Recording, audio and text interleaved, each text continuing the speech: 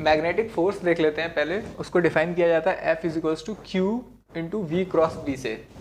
अब मेरे चार्ज की वेलोसिटी अगर इस डायरेक्शन में है, मैग्नेटिक फील्ड नीचे की डायरेक्शन, तो वी क्रॉस बी फोर्स की डायरेक्शन ये हो जाएगी।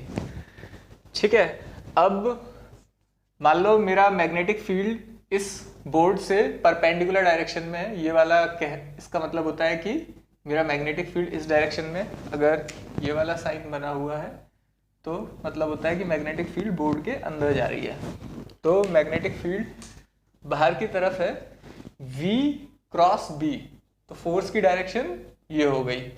ठीक है, अब वेलोसिटी और फोर्स एक दूसरे के परपेंडिकुलर है, तो ये सर्कुलर मोशन करेगा मेरा चार्ज। तो mv²/r is to qvb, r is to mv/qb, time period मेरा आ जाएगा 2πm/qb।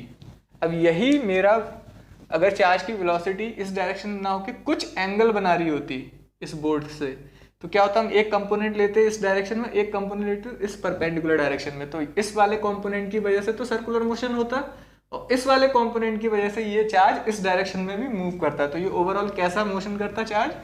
हेलिकल मोशन करता है। ठीक है, आते हैं इसके ऊपर। अब ये मेरा एक वायर है L लेंथ का मान लो, या DL लेंथ का मान लो, I करंट इसमें फ्लो कर रहा है, B मैग्नेटिक फील्ड है, तो इस पर फोर्स क्या हो जाएगा? I dl cross B। ठीक है, और अब मैं इस रेक्टेंगुलर लूप को देख लेते हैं। इसमें करंट मेरा एंटी क्लॉकवाइज डायरेक्शन में फ्लो कर रहा है, current anti clockwise direction flow कर रहा है, तो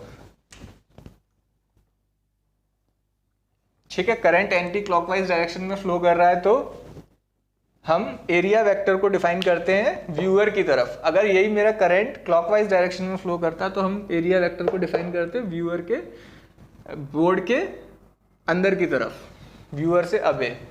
ठीक है, तो अभी तो मेरा एरिया वेक्टर और मैग्नेटिक फील्ड दोनों सेम डायरेक्शन में, तो टॉर्क 0 हो जाएगा। यही अगर मैं इस एरिया, इस रेक्टेंगुलर लूप को थोड़ा सा टिल्ट कर देता, तो मेरे मैग्नेटिक फील्ड और एरिया वेक्टर, अब एरिया वेक्टर मान लो ये मैग्नेटिक ये इस तरीके से था और ये टिल्ट हो गया, ये ऐसे होने की जगह ऐसे हो गया, तो एरिया वेक्टर ये इस डायरेक्शन में हो गया, क्योंकि एरिया वेक्टर तो इसके परपेंडिकुलर है और मेरा मैग्नेटिक फील्ड इस डायरेक्शन में, तो दोनों के बीच में कुछ एंगल बन गया, तो अब टॉर्क लगेगा इस लूप के ऊपर, टॉर्क लगेगा जो इसको रिस्टोर करने की कोशिश करेगा इस डायरेक्शन में।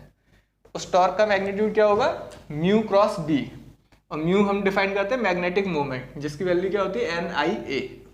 ए मेरा एरिया वेक्टर है।